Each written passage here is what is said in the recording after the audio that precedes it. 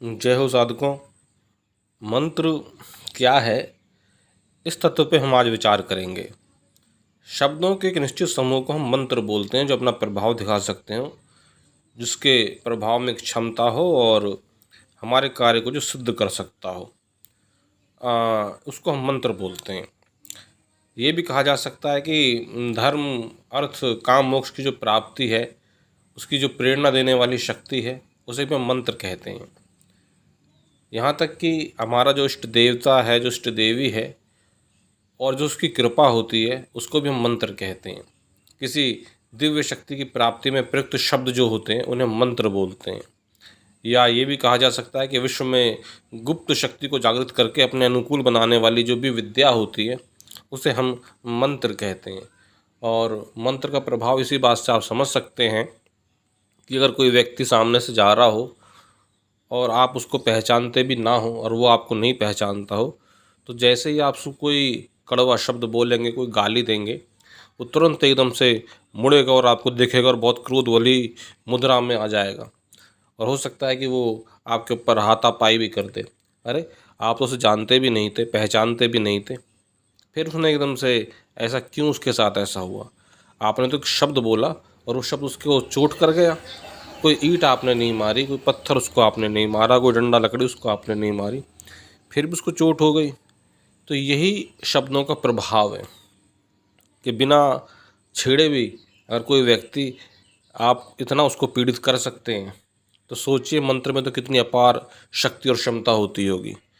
दूसरा उदाहरण देके मैं आपको समझाता हूँ कि मान लीजिए कोई बहुत ही भावुक गाना है, बहुत ही हृदय विदारक गाना है, और कोई उसको गा रहा है और बहुत दूर से गा रहा है, किसी रेडियो स्टेशन से गा रहा है, किसी टेलीविज़न के स्थान से गा रहा है, और जब वो वहाँ से उसको गाता है और उसको आप सुनते हैं रेडियो के माध्यम से, टीवी के माध्यम से, और उस गाने को सुन करके आपकी आंखों से भी आंसू आ जाते हैं, तो ये क्या हो रहा है? आप क्यों रो रहे हैं? जब ये गाना तो बहुत दूर चल रहा है, गा कोई दूसरा व्यक्ति रहा है, वो आपको रोने के लिए तो नहीं कह रहा, फिर आपकी आंखों से आंसू क्यों आ रहे हैं? आपके मन के ऊपर ऐसा प्रभाव क्यों पड़ रहा है? तो ये सब का सब जो प्रभाव है, शब्दों का प्रभाव होता है, जो दिखाई नहीं देता, लेकिन इसका प्रभाव बहुत तेजी से पड़ता है। मन के विचार बदल जाते हैं। इसी को ही मंत्र शक्ति का प्रभाव बोला जा सकता है, इसी को शब्दों का प्रभाव बोला जा सकता है। क्यों आप देशभक्ति का गाना सुन करके एकदम जोश से भर जाते हैं? क्यों आप कोई गमगीन गाना सुन के रोने लग जाते हैं, दुखी हो जाते हैं? तो ये सब शब्दों का प्रभाव है। इसी प्रकार से मंत्र भी शब्द होते हैं। एक निश्चित शब्दों के समूह को हम मंत्र बोलते हैं, जो किसी देवताओं के वर्ण बीज अक्षर भी हो सकते हैं, एक पूरा शब्द समूह भी हो सकता है। और वो सब शब्दों का जो समूह है, किसी विशेष ऋषि ने बहुत तप के माध्यम से, साधना के माध्यम से उसको बनाया है, उसको प्रकट किया है। जैसे विश्वामित्र ने भगवती गायत्री को प्रत्यक्ष किया था। गायत्री उन्हीं की देन है, उन्हीं की साधना से, उन्हीं के तप से वो प्रत्यक्ष हुई थी।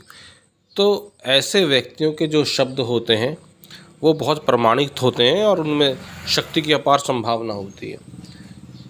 ऐसे शब्द ही निश्चित रूप से मंत्र कहलाने के योग्य होते हैं।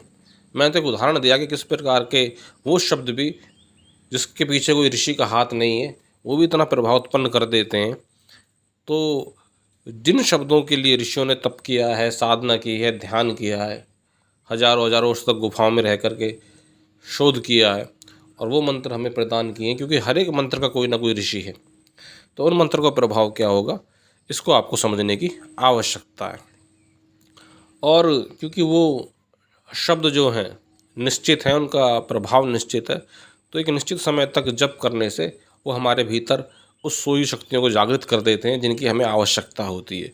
वो शक्ति धन के रूप में हो सकती है, बुद्धि के रूप में हो सकती है, बल के रूप में हो सकती है, कुछ अलौकिक शक्ति हो सकती है, कोई सिद्धि हो सकती है, कोई देवता का प्रत्यक्षीकरण हो सकता है।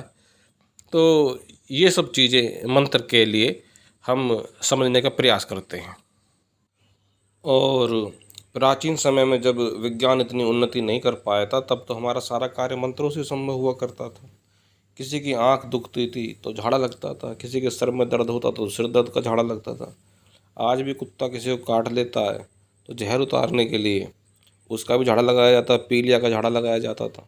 किसी को सर्प दंश हो जाता था, सर्प काट लेता था, डस लेता था, तो उसके विष को बंधन करने के लिए, सर्प को बुलाने के लिए मंत्रों का प्रयोग किया जाता था। विष को उतारने के लिए मंत्रों का प्रयोग किया जाता था। किसी को बिच्छू काट लेता था तो उसके जहर को उतारने के लिए मंत्रों का प्रयोग किया जाता था, उसका झाड़ा लगाया जाता था। किसी के ऊपर भूत प्रेत की बाधा हो, डाकने शाकने की बाधा हो, कोई ब्रह्म राक्षस का चक्कर हो, कोई भी ऊपरी बाधा हो तो उसके लिए मंत्रों का प्रयोग किया जाता था। नज़र लग जाती थी तो उसके लिए मंत्रों का प्रयोग किया जाता था, झाड़ा लगाया जाता था। तो हमारे जीवन के तो हर क्षेत्र में मंत्र ही समय पहले के टाइम पे समाहित थे ना। तो विज्ञान का युग धीरे धीरे बढ़ता गया, हम अपनी परंपराओं को, अपनी साधनाओं को भूलते गए और विद्या हमसे लुप्त होती गई। यही तो हुआ, और क्या हुआ। ये हम लोग ज़्यादा समझदार बन गए और जो वास्तविक जानकार व्यक्ति थे उनको हमने छोड़ दिया। नहीं तो आप देखेंगे कि आपके जो आयुर्वेद का क्षेत्र है ना, उसमें भी जब कोई विशेष जड़ी बूटी उखाड़ी जाती है, निकाली जाती है भूमि से, तो उससे पहले एक दिन पहले उसको न्योता दे के आया जाता है कि कल मैं आऊँगा और फला मुहूर्त में तुझे उखाड़ के ले जाऊँगा। और उस समय उखाड़ते समय भी मंत्र का प्रयोग किया जाता है ताकि उस विशेष जड़ी बूटी के ऊपर कोई बाधा हो, कोई प्रेत उस पर रहा रहता हो, कोई बेताल उस पर रहता हो, तो वो उससे हट जाए और हमारे कार्य में हमारी सहायता करे। कोई सर्प हो जड़ी बूटी के आसपास तो हट जाए, तो उसको भी इसी तरह से प्रयोग किया जाता था। या किसी जड़ी बूटी को बनाते समय, किसी औषधि का निर्माण करते समय बार बार उससे संबंधित मंत्र की आवृत्ति की जाती थी जिससे कि उसमें और विशेष प्रभाव उत्पन्न हो। आज भी आप लोग कई बार दवाई लेते होंगे तो अपने इष्ट देवता का किस बार नाम लेते होंगे, हे भगवती मुझे ठीक कर दे, मैं आपका नाम ले रहा हूँ, किस बार नाम लेंगे और तब उस दवाई को लेंगे तो आप पाएंगे कि बहुत जल्दी आपका जो स्वास्थ्य है उसमें लाभ होता जा रहा है। तो ये सब का सब हमारे जीवन में मंत्रों का ही प्रभाव था। सूर्य उदय होता है, सूर्य उदय होता है और आप जल का लोटा ओम भगवान सूर्य देवाय नमः कह करके चढ़ाते हैं। सूर्योदय के टाइम पे, सूर्य अस्त के टाइम पे संध्याओं में पूजन करते हैं। यज्ञ में मंत्रों का भाग होता है, पूजन में मंत्रों का भाग होता है, तांत्रिक अनुष्ठानों में मंत्रों का एक स्थायी महत्व है। आपके जीवन के हर क्षेत्र में मंत्रों का महत्व है और आप फिर भी जानकार मंत्रों के नहीं, तो बड़ा आश्चर्य की बात है क्योंकि आपने अपने जीवन में इनको महत्व नहीं दिया। और अब आप अगर इनको महत्व दे रहे हैं तो आप फिर बड़ भागी भी हैं, फिर आप विद्वान भी हैं, फिर आप जो आम व्यक्ति हैं उससे अलग सोच रखने वाले हैं, फिर आप में कुछ दिव्यता है, कुछ तेज है, कुछ आप जानकार माने जाएंगे, फिर आप श्रेष्ठ माने जाएंगे। तो ये मैं आज आपको मंत्रों के महत्व के बारे में बता रहा था कि किस प्रकार से हमारे जीवन में मंत्रों का महत्व है। ऋषियों ने तो बहुत अनुसंधान किया है, जब उन्होंने किसी विशेष ध्वनि को, उनको जो ध्वनि थी उसको देखते रहे, जपते रहे और ये महसूस किया कि हाँ कुछ विशेष ध्वनियाँ ऐसी हैं ब्रह्मांड में कि जो किसी विशेष काम को पूरा करने में सक्षम है, किसी शक्ति को प्रत्यक्ष करने में सक्षम है, किसी चमत्कार को हमारे सामने हाजिर करने में सक्षम है, तब उसको मंत्र कहा गया। और जीवन से मरण तक, यानी जन्म, यज्ञोपवीत संस्कार, हवन, यज्ञ, विवाह, है ना, शादी के टाइम भी मंत्रों का पूजन होता है, पाठ होता है। आपका विवाह हो गया, मृत्यु के समय जो क्रियाक्रम होता है जिसको हम दाह संस्कार बोलते हैं, आदि में सभी में मंत्रों को उच्चारण का विधान है। मंत्र शक्ति का अच्छा प्रमाण और क्या हो सकता है कि मुसलमान भी जन्म मरण के समय कुरान की आयतें पढ़ते हैं, सिख लोग गुरु ग्रंथ साहिब का पाठ करते हैं, ईसाई धर्म को मानने वाले बाइबल का पाठ करते हैं, हिंदू वेद मानने वाले आपके गीता का और श्री रामचरितमानस का पाठ करते हैं अवसरों पर। मृत्यु के बाद 13वीं तक के लिए गरुड़ पुराण का पाठ कराया जाता है। धारणा में इच्छा शक्ति के अनुसार फिर ऐसे व्यक्तियों को फल भी मिलता है। तो ये कहना नहीं होगा कि गीता रामायण का पाठ हो या गुरुवाणी का या कुरान का या किसी का भी पाठ हो, ये सभी के सभी एक प्रकार से मंत्र ही हैं, गुरुओं के द्वारा लिखे गए, गुरुओं के द्वारा दिए गए ये मंत्र ही हैं। और इनमें अपना एक विशेष बल निहित है जो साधक की अंतश्चेतना के माध्यम से ब्रह्मांड में फैलता है और फिर उसके चमत्कार को व्यक्ति अनुभव कर पाता है।